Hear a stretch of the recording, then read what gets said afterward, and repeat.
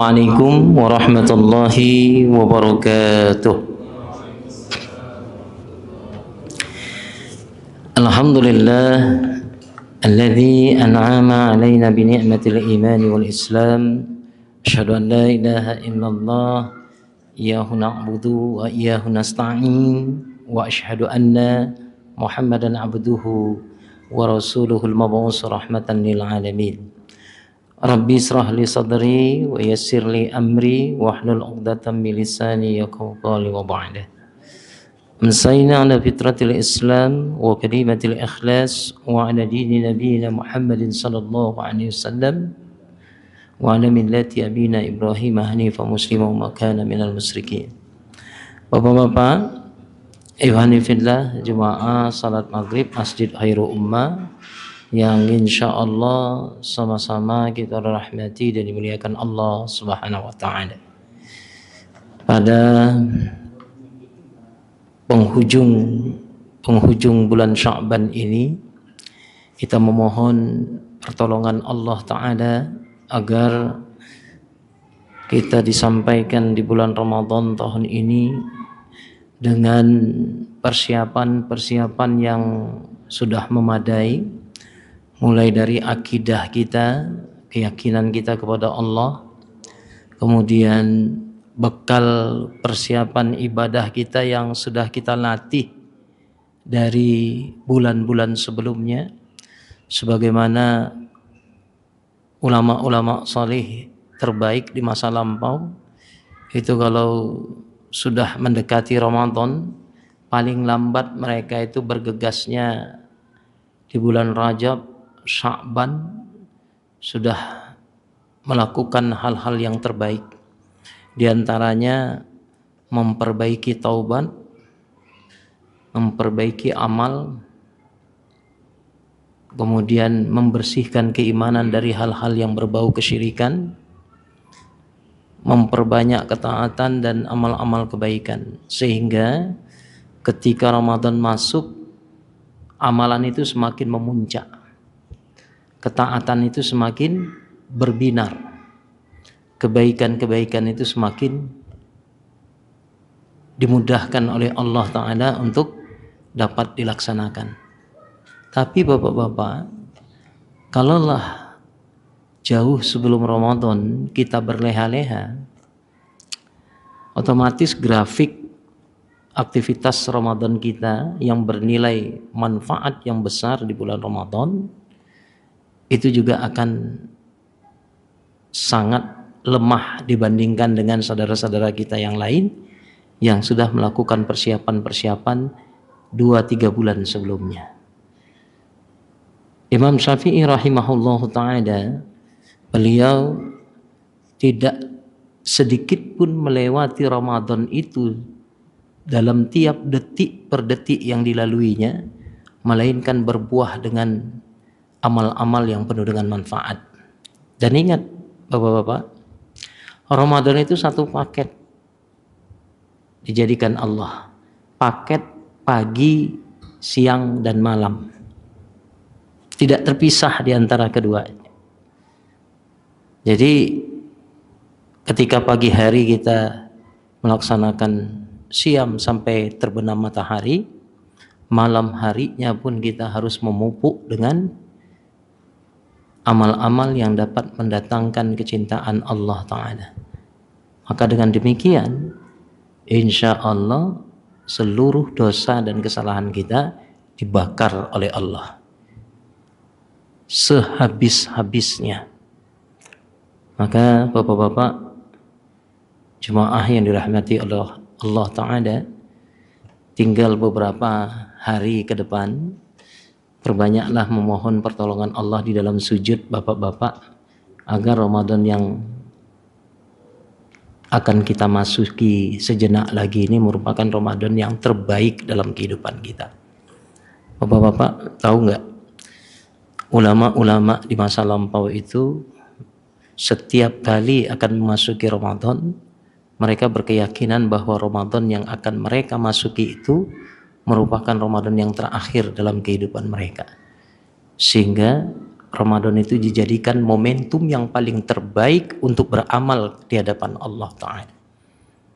Begitu pula dengan kita, yang kelas kita bukan para alim, bukan para ulama, hendaknya kita menjadikan Ramadan tahun ini merupakan momentum perbaikan yang maksimal, ketaatan yang maksimal, kebaikan yang maksimal. Mulai dari akidah kita yang kita bersihkan, kemudian ibadah kita. Ingat bapak-bapak, khususnya berhadir ini pada saat ini ya, jangan pernah remehkan ibadah sunat bapak-bapak. Jadi ibadah-ibadah yang benar sunnah itu tolonglah. Coba ada satu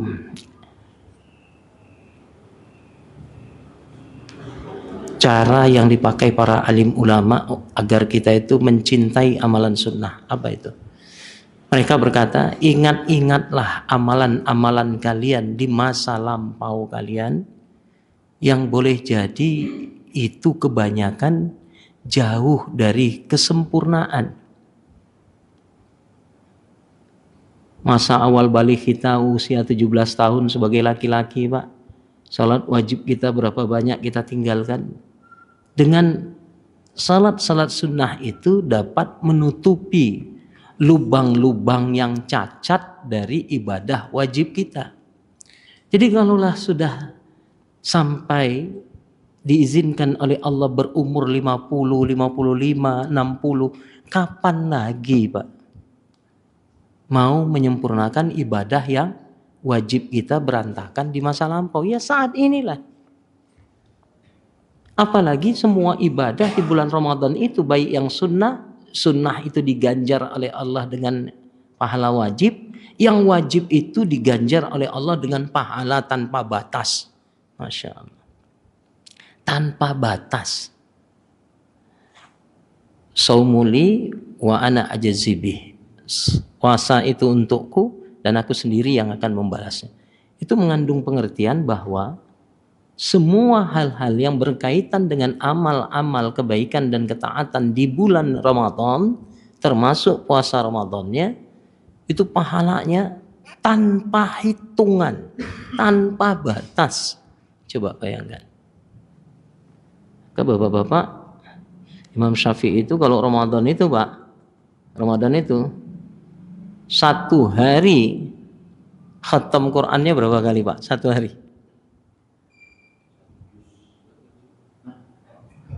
Khatamnya kok 1 juz. Khatamnya itu satu hari berapa kali Pak? Hah? Bapak-bapak ini.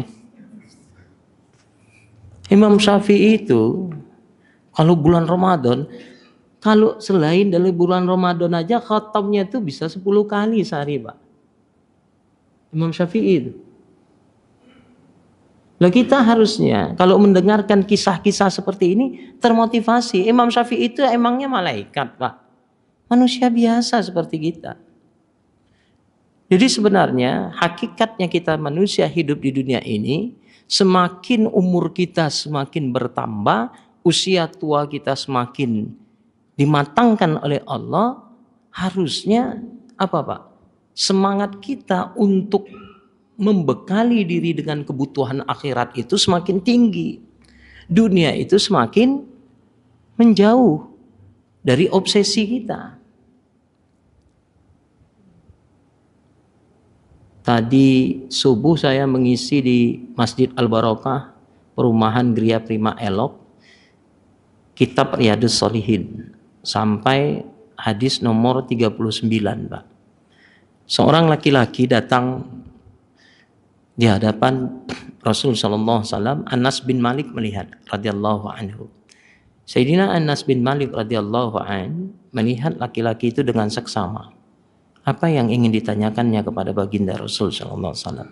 Ternyata laki-laki itu bertanya, "Ayyu afdhalus shadaqah ya Rasulullah?" Sedekah yang paling utama itu kapan ya Rasulullah? Kapan sedekah itu dapat bernilai pahalanya sangat besar? Apa kata Nabi Pak? tunaikan sedekah itu pertama saat engkau sedang sehat, yang kedua saat engkau diliputi oleh rasa kikir dan tamak, yang ketiga takut miskin, yang keempat ketika engkau sedang berambisi terhadap kekayaan dunia. Maka saat itulah sedekah itu sangat bernilai besar sekali di hadapan Allah. Kira-kira 4 ini ada nggak pada kondisi kita, Pak? Ada ya? Insya Allah. Berarti kikir, tamak, sehat, ya kan? Sedang berambisi terhadap kekayaan dunia. Ada semua berarti ya? Ya betul itu.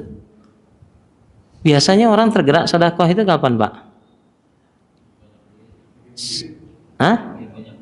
Lagi saat sedang sakit, ditimpa masalah, ditimpa musibah, baru tergerak, Pak. Nabi melanjutkan hadis ini, nanti ketika nyawa sampai di kerongkongan, akan banyak dari umatku berkata, hadza li fulanin wa kadza li fulanin wa kadza li fulanin.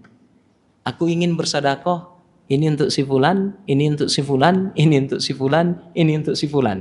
Tapi kapan? Ketika nyawa sudah sampai di kerongkongan, barulah terasa harta itu tidak berfaedah selain disedekahkan. Masya Allah. Jangan sampai lah ya. Jangan sampai, Pak.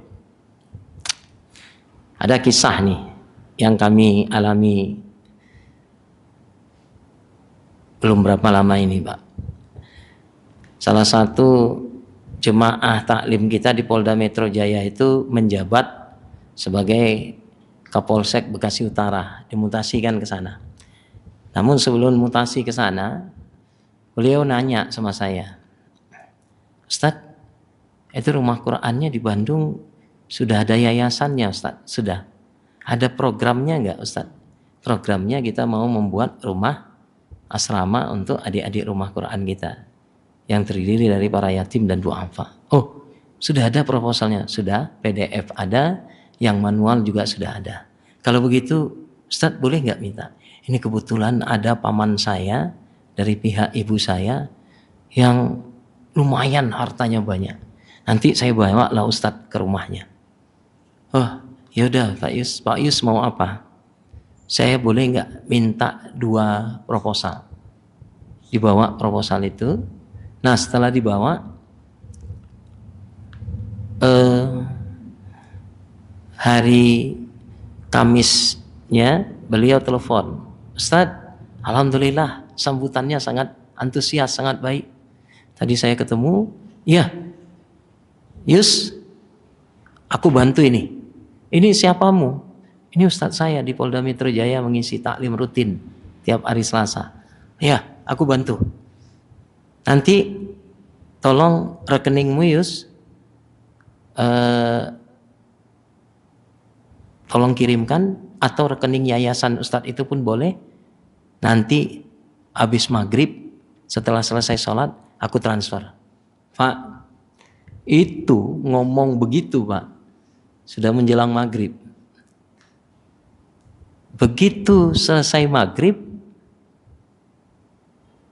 saya mendapatkan WA, Ustadz bantu doa semoga Allah mudahkan ya Ustadz terrealisasi dan mendapatkan keberkahan dari Allah.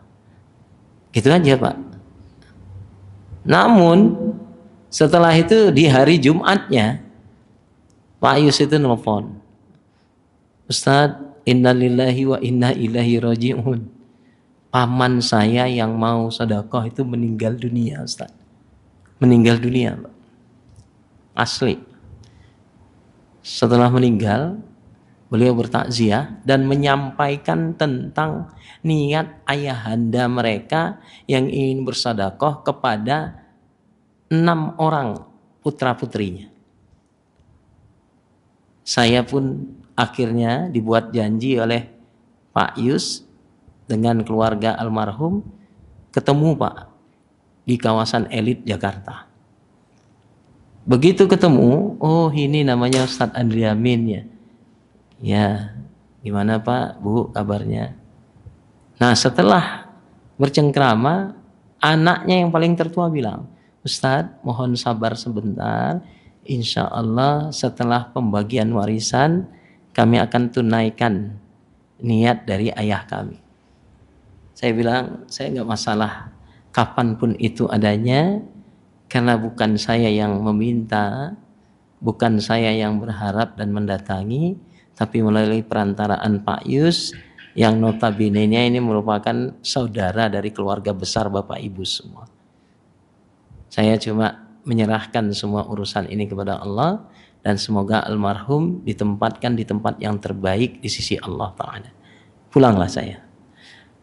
Kelang sebulan Pak Yus mulai mengeluh, cemas. Ustadz, tampaknya belum ada tanda-tanda.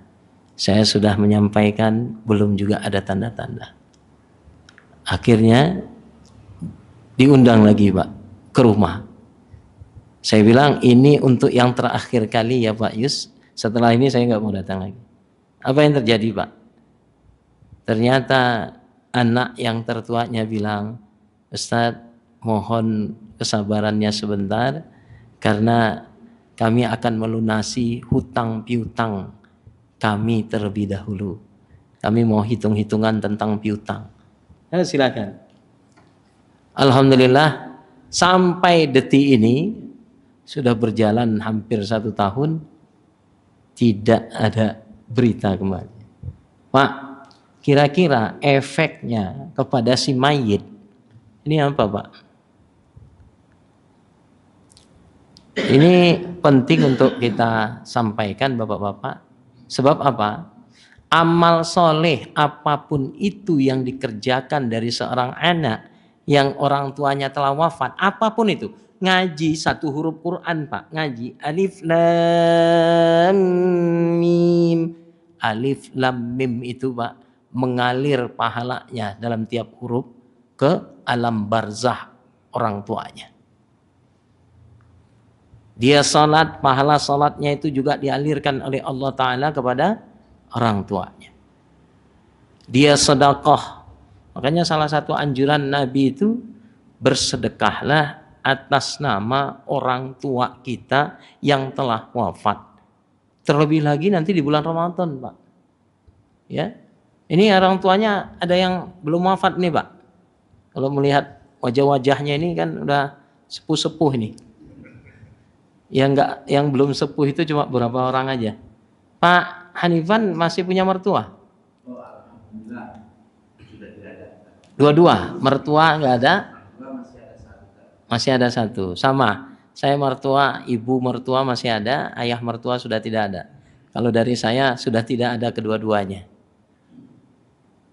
Pak, kalau sudah tiada orang tua kita, cobalah, kalaulah semasa hidup kebaktian kita kepada mereka itu masih minim, maka berbaktilah pada saat mereka telah tiada Pak. Caranya bagaimana? Perbanyak amal ketaatan dan kebaikan kita. Nabi perintahkan 1, berwakaf dan bersedekahlah atas nama mereka. Kalaulah harta wakaf yang mau diwakafkan itu tak ada, sedekah. Sedekah pun tak mampu, perintah Nabi yang ketiga, hubungkanlah silaturahim dari saudara, ayah ataupun ibu kalian yang telah wafat. Adik atau kakak mereka yang masih hidup di dunia, sering-sering kita kunjungi Pak. Wah itu, kata para ulama-ulama hadis Pak, pahalanya seberat gunung-gunung Uhud. Pernah nggak Pak menghubungkan silaturahim kepada kerabat ayah dan ibu kita? Atau malah selek lagi? Ada yang begitu. Ada yang selek Pak. Hah? Apa? Pak? Apa? Oh, iya. Kalau ada Pak perbaikilah. Apalagi ini menjelang Ramadan. Nabi pernah ketika hendak khutbah Idul Fitri menaiki tangga anak mimbar, irtaqan Nabi sallallahu alaihi wasallam alal mimbari faqala amin. Summa saniyata irtaqi saniyata faqala amin. Summa irtaqi tsalitsah faqala amin. Ketika Nabi menaiki anak tangga mimbar yang pertama, Nabi mengucapkan amin. Naik anak tangga mimbar yang kedua, Nabi mengucapkan amin. Naik anak tangga mimbar yang ketiga, Nabi mengucapkan amin. Ini ada anak tangganya nggak mimbar nih? Berarti belum sunnah mimbarnya. Hah? 1. Tadi Nabi berapa? 3. Berarti perlu direnovasi dikit. Nanti kalau udah ada donatur masuk buat anak tangga mimbarnya. Kan ada kalau kita sholat ngelihat mimbar itu ada anak tangganya, Pak. Itu menerapkan hadis itu, Pak. Kemudian ada tongkat, itu sunnah loh, Pak. Tongkat itu bukan dibuat untuk nunjuk-nunjuk, enggak. Nabi itu berpegang pada tongkat itu. Jadi mimbar yang sunnah itu nilainya mendapatkan contoh dari amalan sunnah Nabi ya seperti itu. Ya. Para sahabat heran setelah selesai khutbah, "Qila amanta ya Rasulullah." Tadi kami dengar sebelum engkau ceramah, kok tiba-tiba 3 kali berturut-turut engkau mengucapkan amin, amin, amin ya Rasulullah. Maka Rasulullah pun menjawab, tadi ketika aku hendak berpidato di hadapan kalian ceramah, namun tiba-tiba Jibril alaihissalam mengucapkan salam dan menghampiriku. Dan dia berdoa di sela-sela anak-anak tangga mimbar yang kunaiki. Pada anak tangga mimbar yang pertama, malaikat Jibril alaihissalam berdoa, celaka dan merugilah wahai Muhammad orang-orang yang bila disebut namamu kemudian tidak bersalawat kepada engkau. Maka aku pun mengucapkan amin. Yang kedua, ketika aku menaiki anak tangga mimbar yang kedua, tiba-tiba malaikat Jibril alaihissalam pun kembali berdoa, wahai Muhammad, celaka dan merugilah orang-orang yang bila diberikan kesempatan hidup bersama bapak ibunya, akan tetapi tidak menyebabkannya masuk ke dalam surganya Allah. Maka aku pun mengucapkan amin. Di anak tangga mimbar yang ketiga, maka malaikat Jibril alaihissalam pun kembali berseru kepada Allah berdoa, celaka dan merugilah wahai Muhammad orang-orang yang diberikan kesempatan hidup di bulan Ramadan tapi tidak menyebabkan dosanya terampunkan di sisi Allah. Maka aku pun mengucapkan amin. Maka para alim ulama mengatakan, Pak, amal soleh di bulan Ramadan itu dilipat gandakan oleh Allah tanpa batas. Amal buruk pun di bulan Ramadan diganjar oleh Allah berpuluh-puluh kali lipat. Makanya tahan, Pak. Tahan. Ya, tahan diri. Apa yang perlu kita tahan, Pak, ketika kita berpuasa? 1. Wa in syatamaka fakul inimru'un shaim. Apabila ada orang yang mengajak kalian berdebat, berbantah-bantahan di bulan Ramadan, kadang-kadang, Pak, ketika ngobrol, apalagi nanti ngobrolnya mengarah persoalan ijazah palsu, umpama yang satu pro, yang satu kontra, udah debat, Pak. Yang satu di kubu Roy Suryo, yang satu lagi di kubu pembela Jokowi. Wah, debat ini enggak betul. Kenapa waktu wali kota Solo diloloskan? Kenapa waktu gubernur? Kenapa waktu presiden? Wah, debat pokoknya tegang urat. Itu, Pak. Kalau begitu, maka kadar pahala puasanya makin minus.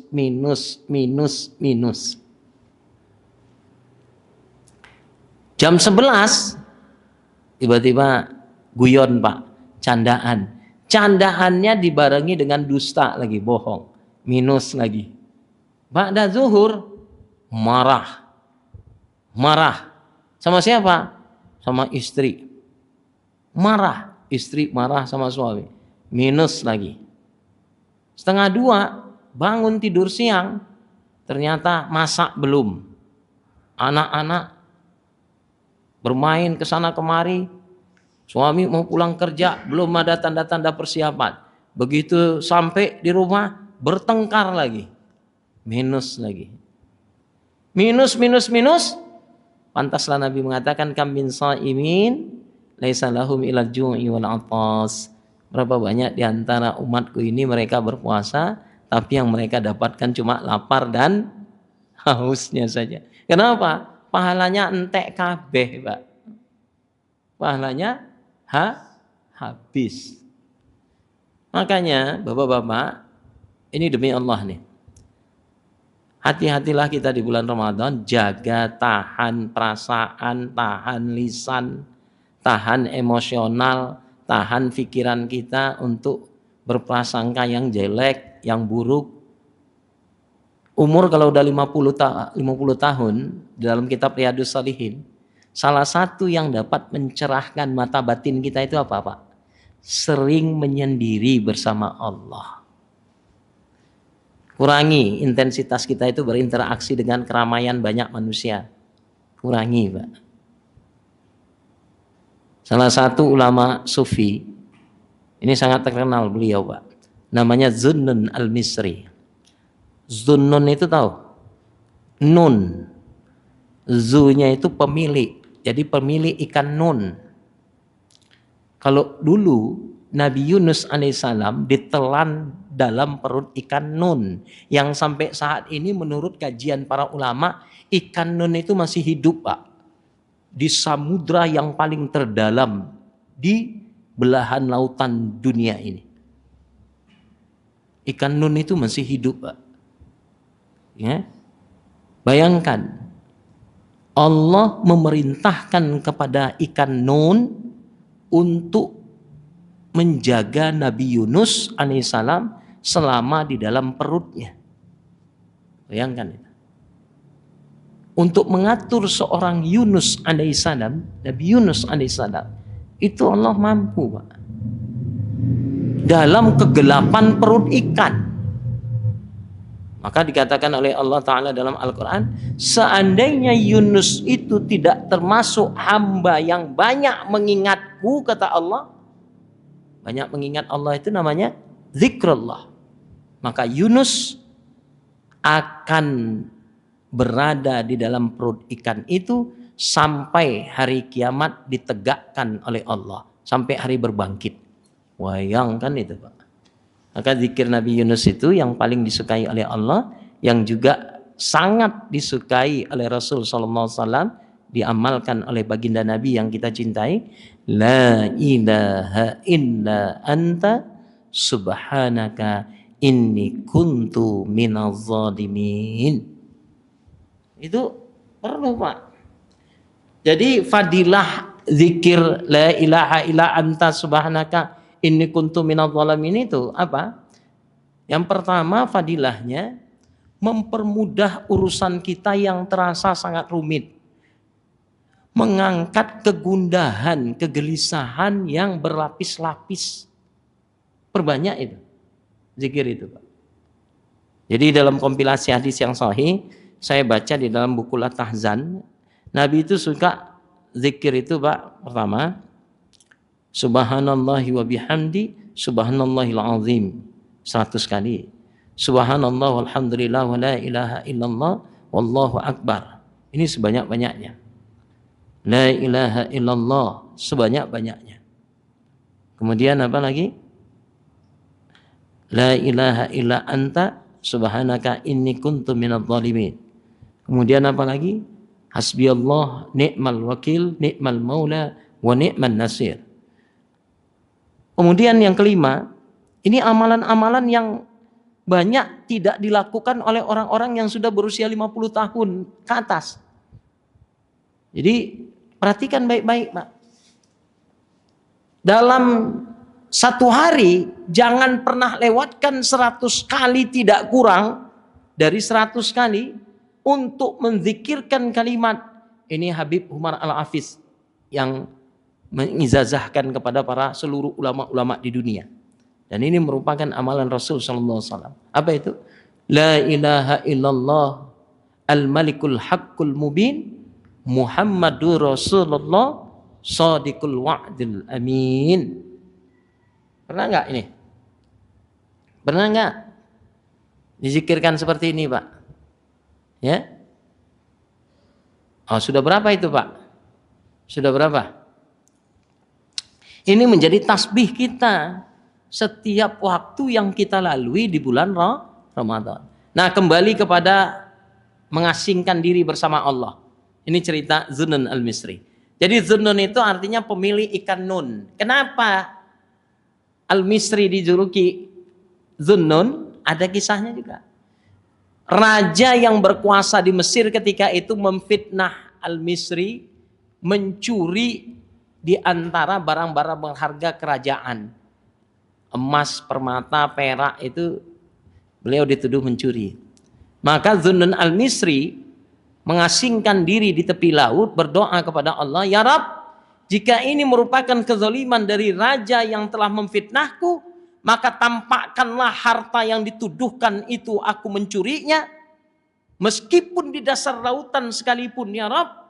Maka dengan kebesaranmu tunjukkanlah makhluk yang paling kuat untuk mengangkatnya ke permukaan." Masya Allah. Jadi ikan nun itu, Pak, menyimpan emas, perak yang dituduh Zunnun Al-Misri tadi mencuri. Kagetlah semua penduduk. Saat itulah beliau digelar Zunnun Al-Misri. Nah, Zunnun Al-Misri satu hari beliau itu menepi di satu pinggiran sungai yang tak jauh dari Sungai Nil. Kalau Sungai Nil itu besar, luas. Ini sungai yang tidak terlalu lebar, tidak terlalu kecil pula. Dia duduk di pinggir, Pak. Ini kebiasaan ulama-ulama yang sudah makomnya memadai, makomnya lumayan, Pak. Itu biasanya merupakan tabiat mereka kalau memencilkan, mengasingkan diri dari keramaian. Termasuk Zunnun Al-Misri.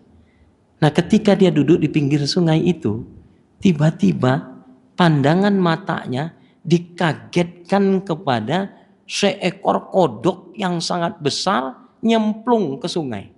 Masuk, berenang. Tiba-tiba kodok yang sangat besar itu berhenti. Setelah berhenti, masuklah seekor kalajengking yang sangat besar, berukuran yang sama dengan kodok yang besar itu, menaiki punggung kodok itu tadi. Setelah naik, kodok dan kalajengking tadi, jadi yang jadi Grab online-nya itu siapa? Kodok ini tadi. Kalajengking berada di atas punggung kodok. Berenang cepat, ternyata ketika sampai di tengah, tiba-tiba ular yang sangat besar memotong perjalanan mereka. Dan ular itu membelok tidak jauh menuju ke tempat duduk Al-Misri.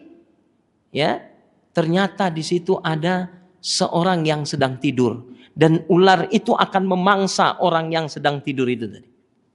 Zunnun Al-Misri pun was-was,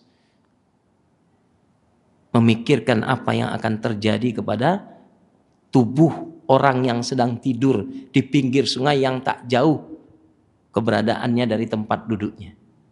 Namun dengan cekatan kalajengking yang berada di atas punggung kodok itu, Pak, berenang dan kemudian menusukkan bisanya yang paling mematikan ke tubuh ular tersebut.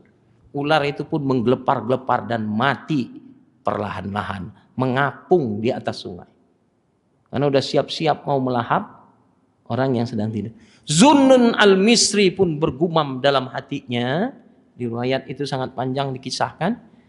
Jangan-jangan, kata Zunnun Al-Misri,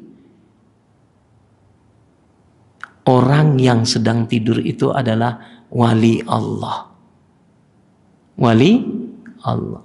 Dia pun bergegas menuju tempat orang yang sedang tidur tadi. Alangkah kagetnya ternyata di tempat orang yang tidur tadi berserakan, Pak, botol-botol minuman keras. Ternyata bukan wali Allah, tapi apa? Pemabuk berat, pelaku maksiat kelas kakap, seorang durjana. Tapi Zunnun al-Misri melihat dan menyaksikan itu, hatinya kemudian hidup, menyala, cerah. Dia pun langsung teringat dengan ayat Allah dalam Al-Quran surah Asy-Syura, surah ke-42 ayat ke-19. Apa bunyi suratnya? Ayatnya? A'udzu billahi minasyaitonir rajim. Allahu latifun bi'ibadihi yarzuqu may yasha'u wa huwal qawiyyul aziz. Allahu latifun bi'ibadihi. Allah itu latif, maha latif. Latif itu apa, Pak? Hah? Maha lembut terhadap hamba-hambanya, termasuk kepada hamba yang mabuk berat ini tadi. Yarzuqu may yasha'u. Allah memberikan rezeki kepada siapapun yang dikehendakinya, termasuk rezeki diselamatkan dari kematian yang buruk di mangsa ular yang sangat besar. Maka Zunnun al-Misri pun membangunkan perlahan-lahan si pemuda yang mabuk berat. Mas, panjenengan bangun mas. Mas, dibangun dengan lembut itu tersentak. Dengan mata yang masih sayup-sayup, ada apa Tuhan? Ada apa? Ada apa Tuhan? Kenapa engkau membangunkanku? Mas, panjenengan tahu enggak? Panjenengan ini baru diselamatkan oleh Allah Ta'ala dari kematian yang sangat buruk. Tuh, diceritakanlah kronologi bagaimana seekor kalajengking dan kodok berenang ke tengah, disalib oleh ekor ular yang sangat besar yang hendak melahapnya, tapi kemudian kalajengking itu diperintahkan oleh Allah membunuh ular yang akan memangsanya. Tuh ularnya masih ada tuh, ngapung tuh, kata Zunnun al-Misri. Masya Allah, dia sangat berterima kasih, menangis, mencium tangan Zunnun al-Misri dan berkata, saat ini juga aku akan bertobat, wahai Tuhan. Ajarkan aku untuk mendekatkan diri kepada Allah. Ini artinya apa? Kisah ini, Pak, memberikan pelajaran kepada kita. Jangan sesekali kita suka menjustifikasi, meremehkan, menganggap orang lain itu kerdil, Pak. Termasuk kepada orang yang berperilaku buruk sekalipun. Ya Pak ya, jangan. Saya resep tuh ngelihat Ustadz Dery Sulaiman itu, Pak. Dulu pernah berdialog ringan dengan Ustadz Profesor Dr. Abdul Somad. Ada pertanyaan, Ustadz, apakah jemaah tabligh itu merupakan firqah yang sesat sebab dakwahnya ke sana kemari sampai menimbulkan polemik dan huru-hara? Di antaranya membawa kompor keluarga ke masjid sehingga sampai terjadi keributan, macam-macam. Ustadz Abdul Somad yang sudah melanglang buana menimba ilmu di berbagai penjuru dunia, itu Pak, hafal betul bagaimana kegiatan aktivitas jemaah tabligh. Diawali dengan seorang ulama di India, di mana di India ketika itu sangat sulit untuk berdakwah, Pak. Sehingga berdakwahnya itu door to door, pintu ke pintu, ngajak orang sholat, ngajak orang mengenal agama itu sulit. Nah, kemudian diteruskan lagi oleh ulama-ulama berikutnya, di antara murid-muridnya, sampailah terilhami ke Indonesia ini, Pak. Dr. Abdul Somad mengatakan apa yang diamalkan oleh para jemaah tabligh itu merupakan rangkaian sunnah nabawiyah yang harus dihidupkan di tengah umat apalagi di tengah zaman yang penuh fitnah ini.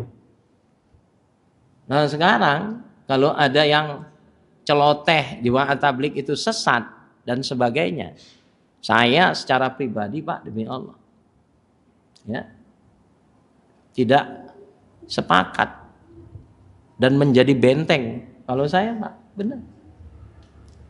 Apalagi ketika saya pergi ke Temboro Pak, wah 2 malam saya di sana, melek mata saya Pak.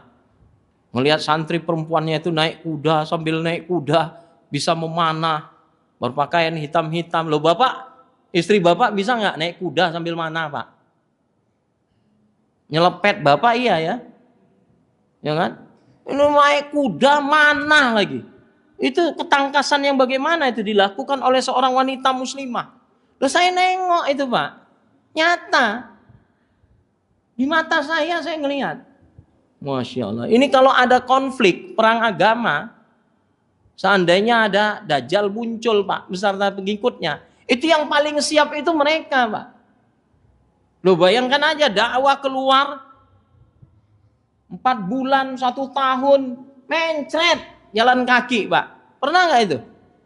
Loh saya aja nggak sanggup ninggalin anak, istri saya pernah ngobrol sama teman-teman. Ustaz, berapa lama ini? 4 bulan yang satu, berapa? 6 bulan yang satu, 1 tahun. Loh, Ramadan Idul Fitri di mana? Ya, di perantauan Ustaz. Di mana kita tempat berdakwah di situ gitu. Ya Allah, kalau saya nggak sanggup Pak. Lebaran nggak ketemu bini, nggak ketemu anak, nangis. Lah ini aja nginap di PTI 3 malam aja ada lulu lantak jiwa saya. Nanti Ramadan saya bawa Pak. Bapak sanggup itu? Begitu? Enggak Pak. Jadi berusahalah kita untuk melihat nilai lebih dalam diri saudara kita. Maka Nabi mengajarkan kepada para sahabat radhiyallahu anhum, setiap waktu kalian berinteraksi dengan saudara kalian muslim lainnya, senantiasa tanamkan dalam jiwa kalian untuk berkeyakinan, fakul, katakan dalam jiwa kalian, huwa khairum minni, dia saudaraku ini jauh lebih baik dariku. Jangan sebaliknya, ana khairum minhu, aku lebih baik darinya. Itu setan Pak, itu iblis itu yang berkata aku lebih baik daripada Adam ya Allah. Harusnya apa? Dia lebih baik dariku. Pak Hanifan lebih baik dari saya.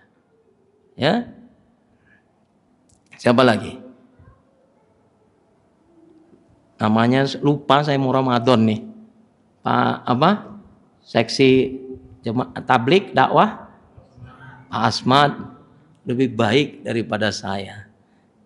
Dek Muslihin lebih baik daripada saya. Pak Ramdhani lebih baik daripada saya. Harusnya begitu, jangan dibalik. Saya lebih baik dari Pak Ramdhani, saya lebih baik dari Muslihin, saya lebih baik dari Pak Asmad. Loh kalau kayak gitu kita berjalan, jasad kita manusia, tapi mental kita mental setan. Berarti manusia setan. Maka itu tanggalkan itu. Ramadan masuk, tanggalkan itu. Jangan sampai kita tergolong celaka dan merugilah, terkena doa malaikat Jibril alaihissalam, wahai Muhammad celaka dan merugilah orang-orang yang diberikan kesempatan hidup di bulan Ramadan, tidak menyebabkan dosa mereka terampunkan di sisi Allah gara-gara penyakit ujub. Demikian, wallahu a'lam bishawab. Sudah waktu Isya, kita berdoa kepada Allah Ta'ala, semoga Allah menyampaikan, memberikan kekuatan zahir dan batin, fisik kita kuat, jasmani rohani kita jernih, kuat, kokoh, gairah kita semakin tinggi dalam memasuki Ramadan ini. Allahumma ya Allah ya Latif ya Khabir ya Sami'ud du'a innaka antat tawwabur rahim. Allahumma lakal hamdu wa ilaikal mustaka wa antal musta'an wa la hawla wa la quwata illa billahil aliyil azim. Allahumma inna na'udzubika min syarri ma amilna wa min syarri ma lam na'mal. Duhai Allah, Zat yang Maha Pengampun lagi Maha menerima taubat, ampunkan dosa dan kesalahan kami ya Allah, kezaliman kami ya Allah, kekufuran kami ya Allah, kemalasan kami dalam melakukan ketaatan di hadapan Engkau ya Allah. Ampunkan seluruh keburukan, dosa dan maksiat kami selama kami memasuki awal balik hingga sampai saat ini ya Allah. Tutupi semua aib dan keburukan kami ya Rabb. Kami berlindung kepada Engkau dari seluruh keburukan perbuatan yang telah kami lakukan maupun yang belum kami lakukan ya Allah. Limpahkan pula magfirah-Mu kepada ayah dan ibu kami, baik yang telah wafat maupun yang masih ada di tengah-tengah kami di dunia ini ya Allah. Lapangkan kubur mereka bagi yang telah wafat ya Allah. Limpahkan nikmat kubur bagi mereka ya Allah. Angkat derajat mereka ke tempat hamba-hamba yang terpuji dan hamba-hamba yang Kau muliakan ya Allah. Jadikan lubang kubur mereka satu di antara taman surga-Mu ya Rabb, dan jangan Engkau jadikan lubang kubur mereka satu di antara lubang-lubang neraka-Mu ya Allah. Takdirkan kami, anak-anaknya, keluarganya yang masih hidup di dunia ini ya Allah, untuk dapat beraktivitas, melakukan amal saleh dan ketaatan yang maksimal. Terlebih lagi bulan Ramadan yang sudah diambang pintu di pelupuk mata kami ya Allah. Allahumma barik lana fi sya'bana wa balighna Ramadan. Berkahi kami ya Allah, berkahi kehidupan kami di bulan Sya'ban ini ya Allah, dan sampaikan kami untuk dapat memasuki Ramadan, dan jadikan Ramadan ini merupakan Ramadan terbaik dalam kehidupan kami ya Rabb. Rabbana taqabbal minna innaka antas sami'ud du'a wa tub 'alaina innaka antat tawwabur rahim. Wa sallallahu ala sayyidina Muhammad wa ala alihi wa sahbihi ajma'in walhamdulillahi rabbil alamin. Demikian Bapak-bapak, terima kasih. Mohon maaf atas segala kekurangan.